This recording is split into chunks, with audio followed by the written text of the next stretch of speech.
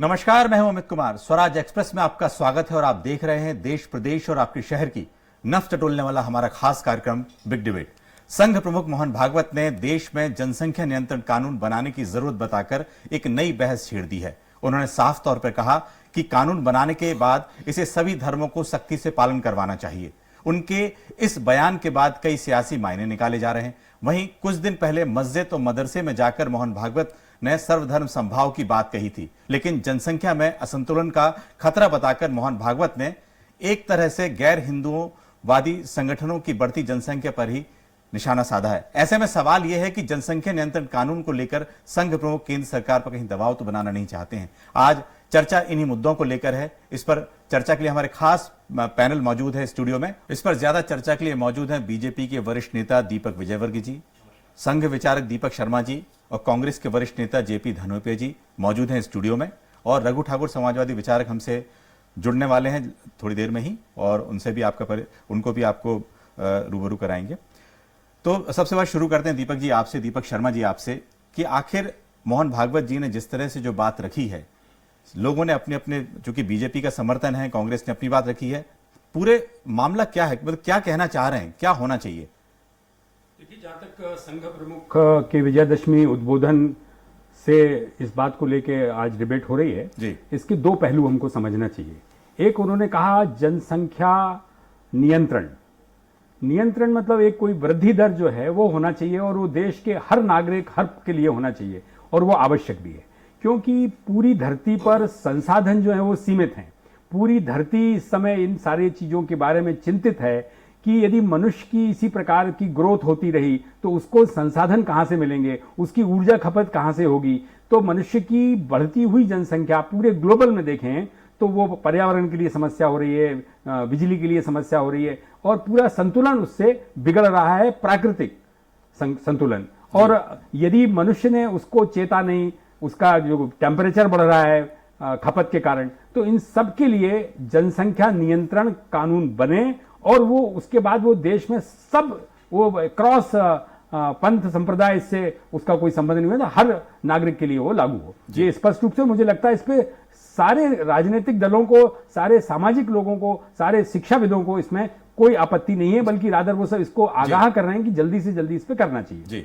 दूसरा बात उन्होंने जो महत्वपूर्ण कही, जनसंख्या का असंतुलन। ये जो असंतुलन है इस पे कुछ पॉलिटिकल डिबेट अलग अलग स्थानों पर हो सकती है और हो भी रही है। नहीं, परिवार नियोजन की बातचीत तो पहले से चल रही थी दीपक जी। नहीं, परिवार, इसलिए मैंने कहा जनसंख्या का नियंत्रण एक बात है और जनसंख्या का असंतुलन जो है वो पांथिक आधार पर, धर्म के आधार पर कुछ जगहों पर बहुत अधिक हो रहा है और उसका कारण एक है माइग्रेशन, इन्फिल्ट्रेशन, दूसरे देशों से, बांग्लादेश से स्थान पर आए, पाकिस्तान से कुछ जगह से आए, रोहिंग्या आए, तो ये एक असंतुलन का एक कारण है। दूसरा, धर्मांतरण एक असंतुलन का एक बहुत बड़ा कारण है। पूरे पूर्वोत्तर क्षेत्र में जिस प्रकार से वृद्धि दर है, 8 जिले जो हैं बंगाल के, उसमें हिंदू जो है अल्पसंख्यक हो गया है। ये असम की स्थिति है, 7-8 जिले, वहां पर अल्पसंख्यक हिंदू हो गया है। तो और ये इस प्रकार का 1947 में ये भारत ने देखा है कि धार्मिक आधार पर, पंथिक आधार पर देश का विभाजन हुआ। और संघ इस बात को आज नहीं कह रहा है। संघ इस बात को 2001 का उसका 2001 की जनगणना के बाद 2004 में उसका एक रेजोल्यूशन है, तो उस रेजोल्यूशन में भी इन सब बातों को करा है कि असंतुलन जो है वो बहुत घातक है, वो देश के विभाजन की बात करता है। और ये हमने 1947 में देखा और अभी आपने सरसंघ चालक जी को जो बोलते हुए दिखाया, उन्होंने भारत के अलावा 3 देशों की स्थिति बताई, सूडान की स्थिति बताई, इंडोनेशिया की स्थिति बताई, कोसोवो निकल गया, सर्बिया से बताया, तो 3 और देशों के जो दुनिया के देश हैं उनकी स्थिति बताई, वो ताजा स्थिति। दीपक, धार्मिक असंतुलन को लेकर कांग्रेस की क्या प्रतिक्रिया है? धनुपिया जी, क्या इस मसले पे क्या आपका कहना है इसमें? देखिए अमित जी, बहुत गंभीर विषय है, इसमें कोई दो मत नहीं है। जनसंख्या के मामले में हमेशा इस देश के अंदर बार बार जगह जगह डिस्कशन होते रहे हैं, लेकिन सवाल यह कि आपका राजनीतिक मोटो से अगर किसी आपने बयान दिया है, आपका उद्देश्य है, तो वो एक अलग सब्जेक्ट है। वैसे अगर आपने ईमानदारी के साथ बात की है तो एक अलग सब्जेक्ट है। यही आदरणीय आरएसएस के प्रमुख हुआ करते थे, शायद इससे पहले वाले रहे होंगे, उन्होंने कहा 8-8 बच्चे पैदा करिए, 9-9 बच्चे पैदा करिए, हमारा संतुलन बिगड़ रहा है, उनकी जनसंख्या ज़्यादा हो रही है। हाँ, अब ये कह रहे हैं कि हमें नियंत्रण करना चाहिए। तो सवाल ये राजनीतिक परिदृश्य में है। ये आज हालात बहुत बुरे हैं, इसमें कोई दो मत नहीं है। हर समस्या की जड़ जनसंख्या है। मध्य प्रदेश में 1/3 पॉपुलेशन आज भी गरीबी रेखा के नीचे है और पूरे देश के अंदर चौथे नंबर पे आता है हमारा जो प्रदेश है गरीबी में, सिर्फ 3 ही राज्य शायद बिहार और उत्तराखंड और उत्तर प्रदेश 2-3 हैं जो हमसे ऊपर आ रहे हैं, पर हमारी हालत इससे ज्यादा गंभीर है। मैं आपसे निवेदन करना चाहता हूं, जनसंख्या नियंत्रण के लिए एक नियम और एक पॉलिसी के लिए आपने इससे पहले बात करी थी कि हम सिंगल लॉ सिविल कोड बनाएंगे, तब बात करेंगे। कहां आपने कुछ किया उसके अंदर? मध्य प्रदेश तो छोड़िए, पूरे देश के अंदर 2 या 3 बच्चे की बात पहले से होती रही है, परिवार नियोजन की बात पहले से होती रही, उसको लागू करने की बात करिए, उसको आप नियंत्रण कराइए, उसको लाइए। हम चाहते हैं जनसंख्या पर नियंत्रण होना चाहिए, और जनसंख्या ही हर सारी समस्याओं की हल है। ना लोगों की पढ़ाई हो पाती है, ना उनके आर्थिक सुधार हो पाते हैं, ना उनको किसी अच्छा जीवन जीने को मिल पाता है, निश्चित संसाधनों की कमी है और जनसंख्या की बढ़ोतरी है, तो इसको नियंत्रण करने के लिए आपका मानना जनसंख्या नियंत्रण में होना चाहिए, लेकिन जो धार्मिक असंतुलन की जो बात आ रही है, मेरा वही कहना है कि राजनीतिक तौर पर इसको नहीं देखा जाना चाहिए और राजनीतिक पर हमें बयान नहीं देना चाहिए। इसका एक छोटा सा, रघु जी आपको आवाज आ रही है मेरी? आ रही है मुझे आवाज आ रही जी, आपने भी सुना आपका, चूंकि आप सामाजिक मुद्दों से जुड़ रहे हैं और लगातार समाजवादी विचारधारा आप में है, आपको लगता है कि ये पूरे शुरू से आपने देखा, इमरजेंसी से लेकर अभी तक जनसंख्या नियंत्रण की कई बातें सरकारों ने कही है, केंद्र सरकार जो रही है उन्होंने बात कही है, कल जिस तरह से मोहन भागवत ने बात कही है धार्मिक असंतुलन को लेकर, वो एक होना चाहिए, नहीं तो देश बढ़ जाते हैं, इस पे क्या आपका विचार है? देखिए, मैं इस सारी डिबेट को 3 हिस्सों में बांट के देखता हूँ। पहली बात तो है कि मैं इस राय का हूँ कि परिवार नियंत्रण होना चाहिए, आबादी का नियंत्रण होना चाहिए, और एक कानून सबके लिए समान रूप से लागू होना चाहिए, और वो किसी भी धर्म वाले की नहीं हो। इसके साथ साथ मेरी ये भी राय है कि परिवार नियंत्रण के लिए, आबादी के नियंत्रण के लिए सरकारों को चाहिए कि इसको वैसा बांट न करें, बल्कि जो सरकारी सुविधाएं या नौकरियां हैं उनको दी जाए, तो लोग आबादी करें। इसमें कोई दो बात नहीं कि आबादी का नियंत्रण होना आवश्यक है, क्योंकि इसका प्रभाव देश के और दुनिया के सभी क्षेत्रों पर पड़ रहा है। पर्यावरण पर है, प्रदूषण पर है, तापमान पर है, रोजगार पर है, खेती पर है, सभी चीजों पर प्रभाव पड़ रहा है। अब जो दूसरा सवाल है जी, वो ये है कि उन्होंने, भागवत जी ने इसको धार्मिक देशों के विभाजन के साथ जोड़ा। अब उसमें 2 प्रकार की चीजें हैं। ये 3 उदाहरण लोगों ने कहे कि तिमोर का, सूडान का, इंडोनेशिया का, कि जहां पर धार्मिक जनसंख्या के असंतुलन के आधार पर देश टूटे, परंतु पाकिस्तान और बांग्लादेश तो भाषा के आधार पर टूटा। दुनिया के कई ऐसे देश हैं जो अन्य कारणों से भी टूटे, जो शोषण के कारणों से भी टूटे, जो अपनी अस्मिता के नाम पर भी टूटे। तो एक ही बात को कहना ये कोई जरूरी समय नहीं था। आप आबादी नियंत्रण की बात करें, सरकार के ऊपर अपना दबाव बनाएं, और जो ऐसी बातें हैं कि जिनसे आपकी अच्छी बात भी बुरी दृष्टिकोण से पेश करती है, उससे बचें। जी, इसी बात यह है जी कि भारतीय जनता पार्टी और राष्ट्रीय स्वयं संघ जो मित्र लोग हैं, इनकी जो बातें हैं ये समय समय पर बदल जाती है। तो अभी धनोपिया जी जो कहते ठीक कह रहे थे कि स्वर्गीय सुदर्शन जी जब संघ संचालक थे तो उन्होंने ये सरेआम बयान किया था कि हिंदुओं को ज्यादा बच्चे पैदा करना चाहिए। और इतनी नहीं, कांग्रेस पार्टी दिग्विजय सिंह जी मुख्यमंत्री के जमाने में जी, जो पंचायतों में या नगर संस्थाओं में ये आबादी नियंत्रण का कानून लागू किया गया था कि 2 बच्चे ज्यादा पैदा हुए तो वो लड़ नहीं सकते हैं, उसे खत्म भाजपा सरकार ने किया। तो अब प्रश्न उठता है लोगों के मन में कि क्या भाजपा या क्या संघ के लिए ये सवाल एक विचार का सवाल है या केवल राजनीतिक सवाल है। इसी का एक पहलू ये भी है कि इसे आसाम आप देखिए, हमारे पास एक संघ का परिचय एक बार मिला को काफी साल हो गए। उन्होंने कहा कि बंगाल में 10 करोड़ घुसपैठी आ गए। अब बंगाल की आबादी उस समय थी 6 करोड़, 10 करोड़ घुसपैठी कहां से आ गए। दूसरी बात की जब आसाम का सवाल आया तो कितने घुसपैठियों को आपने निकाला? रघु जी वो 10 तो करोड़ में 10 मिलियन है। वो अगर कोई असंतुलन पैदा उसके कारण से होता है, रघु जी, तो घुसपैठियों आंकड़ों की को बात रोकना दीपक जी ये कह रहे हैं। सरकार की असफल जी, है, अगर वो नहीं पाए। तो इसलिए सरकारों को चाहिए कि वो असफलता को स्वीकार करें, घुसपैठियों को रोके, और इस सवाल को अभी इस दृष्टिकोण से जोड़ करके साफ तौर पर एक नीति के तौर पर रखें। जी, दरअसल एक घटना ये होती है रघु जी कि अच्छा पानी, साफ पानी जी, अगर गंदे पाइप से निकलता है तो पानी गंदा हो जाता है। इसी प्रकार कई बार जो दिमाग में छिपी गंदगियां होती हैं, जी, अच्छी बात भी जब उनसे निकलती है तो एक गलत ढंग से प्रस्तुत होती है। जी, रघु जी, तो आपने मैं आबादी के नियंत्रण के पक्ष में हूं। जी, मैं चाहता हूं कि आबादी का नियंत्रण हो। मैं चाहता हूं कि सरकार साफ साफ ऐलान करे कि भाई आप सभी धर्म के लोग कोई भी हो सकते को मानना होगा, और इसके साथ अगर सरकारी सुविधाएं चाहिए तो वो उन्हीं को दी जाएंगी जो जी, लोग रघु जी, वैसे कल जो जिस तरह की बयानबाजी हुई है, उन्होंने कहा है सभी धर्म संभाव एक साथ सभी पे कानून लागू होना चाहिए। दीपक विजयवर्गीय जी, आपसे चूंकि आप सरकार का प्रतिनिधित्व कर रहे हैं, ये बताएं कि क्या किस तरह से लागू होगा, क्योंकि देखिए सुप्रीम कोर्ट में तो बीजेपी ने, केंद्र सरकार ने इसको कहा, अनिच्छा जताई है कि इस तरह के कानून को अभी लाने की जरूरत नहीं है, क्योंकि जो पहले से कानून चला आ रहा है उसमें काफी हद तक सफलता मिली है।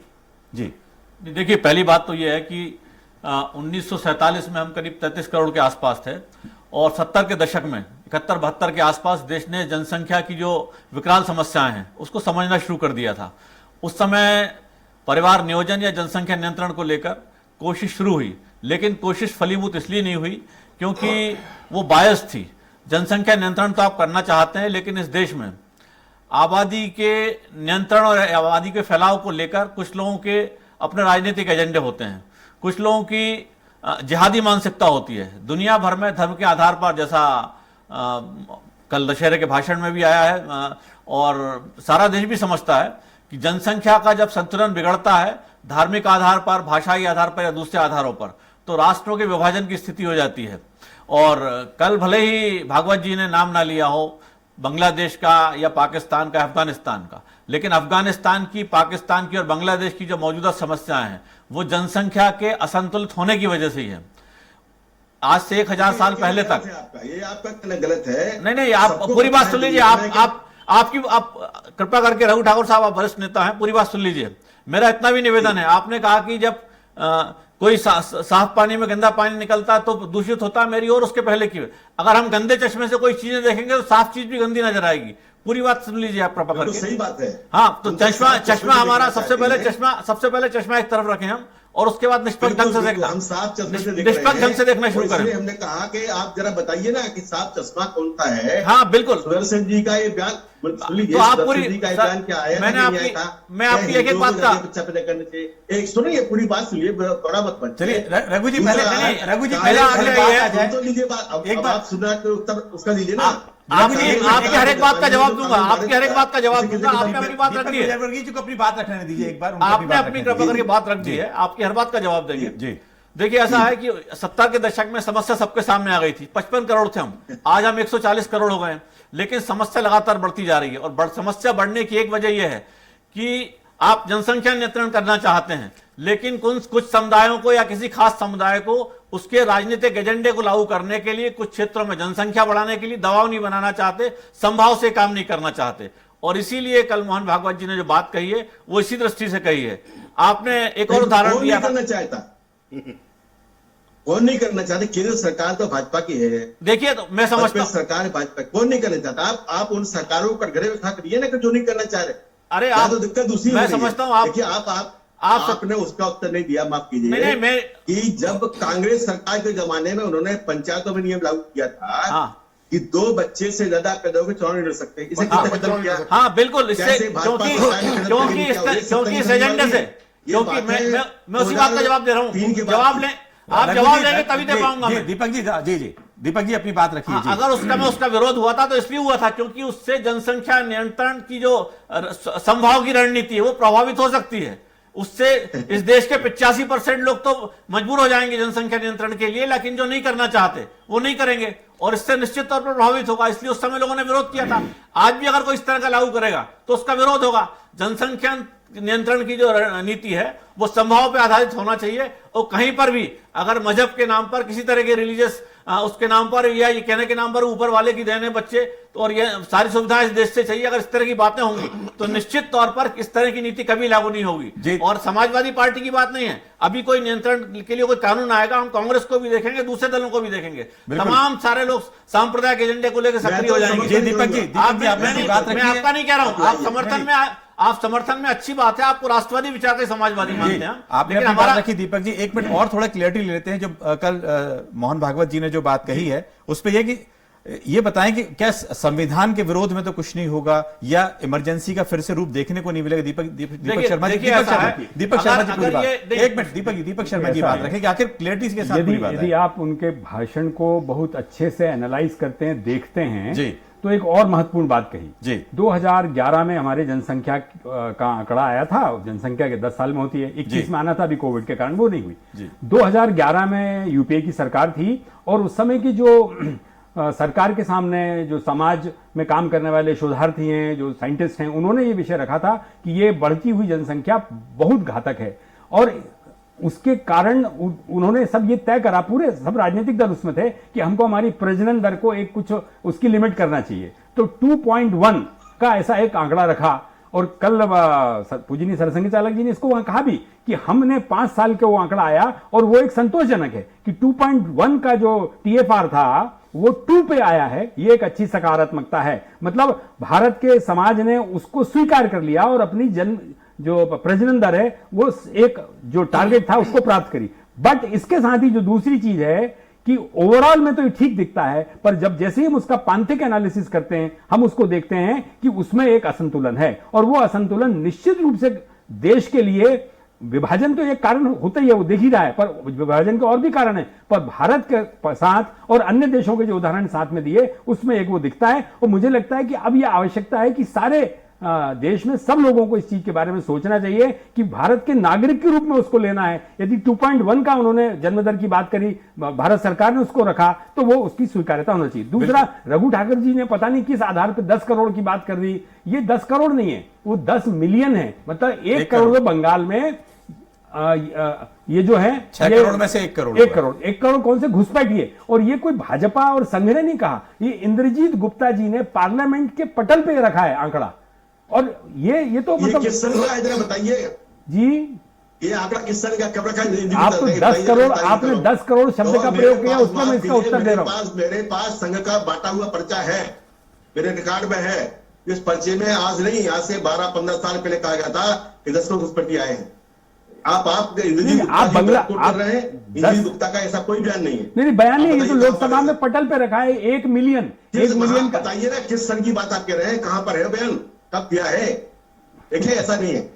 ये बात सही है कि घुसपैठी आए हैं, उन्हें निकाला जाना चाहिए और दृढ़ता से निकाला जाए, इस पर कोई दो बात नहीं। इससे हम लोग सहमत हैं। आबादी के नियंत्रण के लिए कानून बना है, इस पर हम सहमत हैं। चलिए, परंतु हमें चाहते हैं कि इस पर कोई भी राजनीतिक दृष्टिकोण से, लाभ राजनीतिक दृष्टिकोण से ना कोई और कहे ना हम लोग करें। चलिए, एक बात तो तय है रघु ठाकुर जी की, जिस तरह का जो एक मंशा है, मंशा आप में हो सकता है कि चूंकि संघ प्रमुख ने कही है, ये धनोपे जी से पूछ लेते हैं, क्या जिस तरह केंद्र सरकार वो भी अभी उसको देश तोड़ने से ना जोड़ते, खाली इतना कहते भाई इतना कहें आबादी नियंत्रण करें जी, अपन अभी परिणाम में क्यों चले जाए? क्योंकि अभी ये लग रहा है कि जैसे जिस तरह से 370 कानून, 370 का कानून था जी, 370 कानून जो है अचानक आया, क्या लगता है जनसंख्या कानून? रघु जी की समर्थन किया, क्या अच्छा कहा आपने? रघु जी, आप वरिष्ठ नेता हैं, मैं आपने जैसा चूंकि पूछा, 1997 में गृह मंत्री के रूप में इंद्रजीत गुप्ता ने लोकसभा में ये आंकड़ा प्रस्तुत किया। एक पूरी रिपोर्ट है कि बांग्लादेश से बंगाल में 10 मिलियन लोग आए। 10 मिलियन मतलब मेरे को जो 10 मिलियन बने हुआ 1 करोड़, 1 करोड़, आप उसको 10 करोड़ कह रहे हैं। मैं ये कह रहा हूं कि कल्पना करिए कि 1997 में बंगाल की जो आबादी थी, उसमें 1 करोड़ का मतलब क्या होता है? करीब हर 6 में से एक आदमी बांग्लादेश से आ गया। नहीं, अब वो आपका एनालिसिस करने का विषय है। देश का गृह मंत्री, देश का गृह, दिस इज ऑन रिकॉर्ड, ये रिकॉर्ड में लोकसभा में पटल में गृह मंत्री रख रहा है। ठीक है, कम ज्यादा हो सकता है, पर उस समय वरी थी, चिंता थी, और वो चिंता 1997 से 2022 में भी वो चिंता है। हम चिंता तो कर रहे हैं, उस पर क्रिया करना चाहिए। चलिए रघु जी, आपने अपनी बात रखी है, एक बात से सहमत हूं कि आबादी को नियंत्रण के लिए कानून बनना चाहिए, सबके लिए बराबर बनना चाहिए। हमारे इतना ही कहना है कि इसको भी अपन और चीजों से ना जोड़ें, इसी एक मुद्दे को लेकर चले। चलिए ठीक है, आपने बहुत अच्छी बात कही, कोई दूसरे मुद्दे को लेकर ना जोड़े। लेकिन धनोपिया जी, जो मेरा कहना है, क्या कांग्रेस को इस बात की चिंता है कि ऐसा ना हो कि ऐसा 370 ऐसा रातों रात कानून हो जाएगा, या जनसंख्या नियंत्रण कानून जो है ऐसा कुछ बने, कुछ इस तरह की चिंता है क्या आपकी? नहीं अमित जी, देखिए, भारतीय जनता पार्टी तो घोषणाओं की पार्टी है, इनकी अपनी बात छोड़ दीजिए। इनके गृह मंत्री आदरणीय अमित शाह जी गए कश्मीर, बोले बहुत शांति है, वहां पे आईजी डीआईजी घर में मरे पड़े हुए हैं, ये स्थिति। इसी में सब बात चर्चा नहीं करना चाहता, लेकिन मैं इतना कहना चाहता हूं, आपकी घोषणा किसी धार्मिक सद्भाव को बिगाड़ने की नहीं होनी चाहिए, लोगों को टारगेट करके नहीं होनी चाहिए। केंद्र सरकार आपकी है, राज्य सरकार है आपकी है, बनाइए कानून 2, 3, 1, 2 जो भी आप निर्णय करना चाहते हैं लागू करिए सब पे, कौन रोक रहा है? लेकिन आप नहीं करना चाहते, आप तो चाहते हो सांप्रदायिक सद्भाव बिगाड़ने के लिए इस तरह की बयानबाजी करिए, जिससे मुझे ये समझ में नहीं आता कि भारतीय जनता पार्टी के लोग संघ के कहने पर चलते। संघ का है क्या? संघ का मूल उद्देश्य क्या है? संघ कुछ संस्था है, रजिस्टर्ड संस्था है क्या? बॉडी क्या है? बस संघ का विचार है। अरे संघ क्या है भाई? संघ का विचार क्या है? दीपक शर्मा जी आप दीजिए भाई, क्योंकि क्या है संघ? क्या है संघ की विचारधारा? क्यों केंद्र सरकारी क्यों नहीं, राज्य सरकारी क्यों नहीं, संघ की क्यों? संघ क्या है? संघ जो ना है, कोई मेंबरशिप है, ना संस्था है, ना रजिस्ट्रेशन है, ना कोई रिकॉर्ड है। संघ है, संघ है, क्या संघ है भाई? भाई आप वकील हैं, आपको उस दृष्टि से दिखता है, समाज का कोई रजिस्ट्रेशन होता है क्या? मैं अरे समाज बोलो ना, फिर सत्ता में भागीदारी किस बात के लिए? मध्य प्रदेश में आज संगठन मंत्री क्यों बैठा हुआ है? केंद्र में क्यों बैठा हुआ है संघ का? किस बात के लिए? क्यों आप कब्जा करके बैठे हुए? हर जगह पे आपने जमीन हत्या रखी है, कब्जा कर रखी है, जहां देखो संपत्ति कर रखी है। क्यों भाई? संघ क्या है?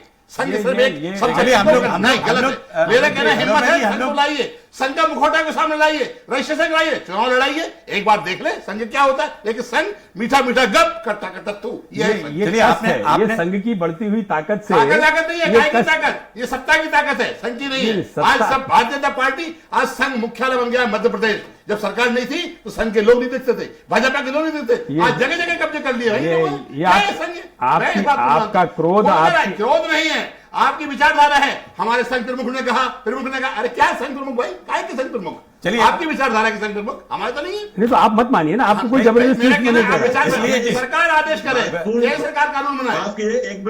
दीपक जी अभी एक है कि संघ पंजीकृत क्या नहीं है। प्रथम बात यह है कि संघ के जो संसद के संचालक जी हैं वो देश के कई करोड़ लोगों की बात का करते हैं, ये तो बात मानना पड़ेगा। वो पंजीकृत हो या ना, तो इसलिए समाज के एक बड़े हिस्से पे उनकी बात का असर पड़ता है।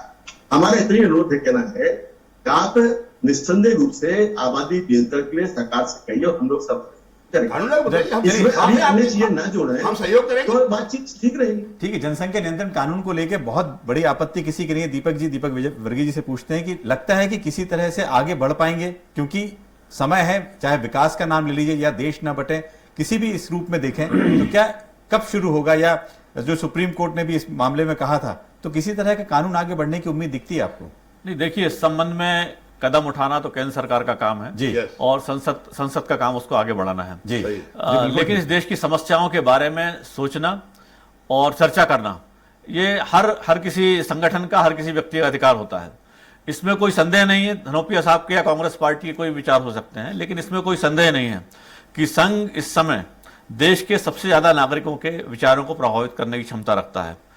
और इसीलिए अगर आपको आपत्ति कि इस पे चर्चा क्या हो रही, तो हमने थोड़ी चर्चा तो अमित कुमार जी ने इस चैनल ने बुलाई है। चर्चा इसलिए बुलाई है क्योंकि उसका प्रभाव व्यापक पैमाने पे होने वाला है जी। तीसरी बात यह है कि रघु ठाकुर साहब ने एक बात कही है कि जनसंख्या नियंत्रण के ऊपर बात हो, जनसंख्या का जो असंतुलन होने वाला उस पर चर्चा ना हो।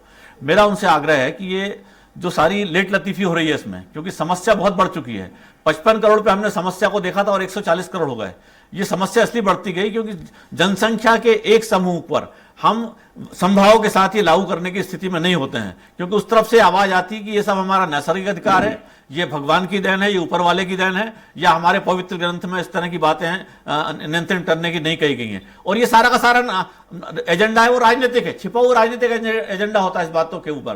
क्योंकि जो इस्लामिक देश है, तुर्की है या दूसरे कई देश है, 1 दर्जन से ज्यादा देश है जहां पर जनसंख्या नियंत्रण के उपाय और सारे प्रावधान लागू हैं, लेकिन इस देश में पर्दे के पीछे से उसको लागू ना हो ऐसे उपाय, ऐसी बातें की जाती हैं। और इसका एजेंडा निश्चित तौर पर वो तत्व होते हैं जो राजनीतिक एजेंडा रखते हैं या कुछ छुपी हुई ऐसी बातें रखते हैं जो प्रासंगिक नहीं है, आज लागू नहीं हो सकती। अगर कोई ये सोचता है कि हिंदुस्तान का इस्लामीकरण कर देगा या उसके एजेंडे को किसी तरीके से लागू करेगा तो संभव नहीं है। लेकिन उसके बाद भी इस तरह का एजेंडा है और वो डिस्टेंस फैलाने की कोशिश करते हैं। अब कांग्रेस पार्टी या कुछ दूसरे राजनीतिक दल केवल वोटों के लालच में इस तरह की बातों को प्रश्रय देते हैं। और जब भी इस तरह का कानून आएगा हम देखेंगे, जैसे सीए के बारे में कांग्रेस ने विरोध करना शुरू किया, धारा 370 के बारे में, धारा 370 के बारे में कांग्रेस विरोध कर रही है। कांग्रेस के नेताओं ने 370 के बारे में कहा, देखो ना खत्म किया था। बिल्कुल क्या हुआ 370? बिल्कुल वही स्थिति है जो पहले थी। 370 क्या आपको खत्म करने के बाद क्या फायदा हुआ है बता दीजिए। गरीब आदमी आज मर रहा है, आतंकवादी गतिविधि आदि बढ़ी हुई है, नंबर 2 पर आज लग रहा है। सर आपने क्या किया? आपने क्या किया? आपने क्या किया? आपने तो मुस्लिम के साथ में सरकार बनाई, सईदा के साथ सरकार बनाई आपने तो। मैं तो मुस्लिम की सरकार बनाई। अरे आपको तो चलिए धनोपी जी, कुर्सी के भूखे लोग हैं। महबूबा मुफ्ती के साथ सरकार बनाने वाले लोग कौन हैं? आप सब भूखे लोग हैं। आप जो कह रहे हो भाजपा के लोग, सब के लोग। चलिए इस पूरे वादा करते हैं, कानून लाइए ना। भागवत साहब को कहना पड़ा। चलिए भागवत जी का सम्मान करते हैं, अच्छा है, उन्होंने आपको सद्बुद्धि दी, लेकिन उन्होंने बोला केंद्र सरकार को बोले भाई आज तो आदेश चलता है। मोहन भागवत जी बोले नरेंद्र मोदी जी को कल कानून लाइए, आ जाएगा कानून। देखिए इसमें मैं मोहन भागवत जी का मैं सम्मान करता हूँ। वो बोले आदरणीय नरेंद्र मोदी जी को कि कल कानून लाइए, हम साथ हैं, हम भी साथ हैं। जेपी धनोपिया जी, इतने आवेशित होने की आवश्यकता नहीं है। समय समाप्ति की ओर है। दीपक शर्मा जी का विचार सुनते हैं। एक मिनट, देखिए समाज ने बिना कानून की, जैसा मैंने बताया, टीएफआर जो दर है, जन्म दर, उसको नियंत्रित कर दिया, समझ गया वो पूरा समाज भारत का। अब उसका जब हम फर्दर एनालिसिस करते, मैं जो कह रहा हूं कि 2.1 का एक टारगेट रखा, वो 2 आ गया, मतलब समाज ने तो बिना कानून के स्वीकार कर लिया। परंतु इसका जो असंतुलन है, वो असंतुलन के कारण एक तो प्रेसिडेंट, आप कैसे कर रहे हो किसी पर्टिकुलर, अरे भाई ज्यादा है आप ये फैसला कैसे कर रहे हैं आप? अरे अगर 2.1 का है, सब में हो सकता है ना ये। आप किसी पर्टिकुलर जाति को सुनिए भाई, सुनिए कर रहे हैं आप किसी को।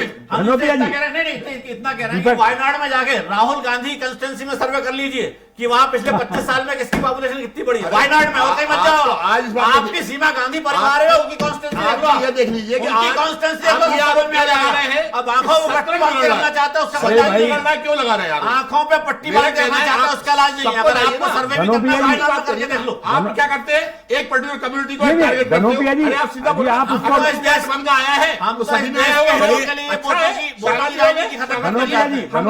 धनोपिया जी, शर्मा जी, अनफॉर्चुनेट बात यह है कि अब समय हमारे डिबेट का वक्त पूरा हो रहा है। देखिए आपका भी कानून बन जाता है। सुनिए धनोपिया जी, एक बात सुनिए, अनफॉर्चुनेट कहा वो कानून ऐसा नहीं चलेगा इस देश में। अरे भाई, संसद बनी हुई है, आपको अनफॉर्चुनेट अरे देखिए 1947 से आपने डरा डरा के मुस्लिम वर्ग को संघ के विरोध में कर दिया, संघ ये संघ वो। अब जब संघ के बारे में उनका मत बदल रहा है, कांग्रेस से तो छिटक गए। चलिए लगता है दीपक जी आपने अपनी बात रखी है। समय हमारे डिबेट का वक्त पूरा हो रहा है और धार्मिक दृष्टि से देखा जाए तो जो जनसंख्या, जो विरोधी कानून है, उसको जरूर कानून बनना चाहिए, सब पे लागू होना चाहिए। देखिए आप सभी लोगों का मानना है कानून तो बनना चाहिए, लेकिन धार्मिक दृष्टि से ऊपर उठकर बनना चाहिए, ये सब आप लोगों का कहना है और सब पे लागू होना चाहिए। इस तरह की बात है। और आज के कार्यक्रम में शिरकत करने के लिए आप लोगों का बहुत बहुत शुक्रिया। कल फिर हाजिर होंगे बिग डिबेट में नए मुद्दे के साथ। नमस्कार। चलिए देखते हैं अगला बुलेटिन।